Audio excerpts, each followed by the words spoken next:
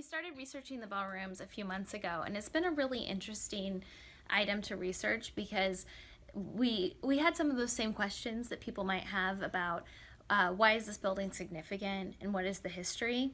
And at first you think, well, there's this other building attached to it, but when you start looking at the architecture and the way that it was built, you can tell that it really was old. The brick is original brick, and then going through the different landowners and the different maps, you really were able to see this whole life that is a history that we don't talk about that often, but also important history to Reading and a moment in time. Reading had a lot of people who were coming to town to do work or maybe even traveling through, and so that does attract different kinds of clientele and different kinds of jobs that people need to have. And sometimes when you think, oh, well, why do we need to preserve the history of the Tenderloin?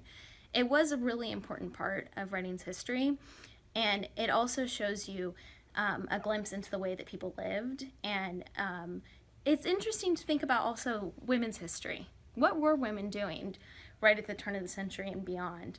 And there's a whole group of people that sometimes we don't talk about in mainstream history. But for the bellrooms, even despite any of that history, whatever your thoughts are about that different types of history, it really is this really nice piece of architecture.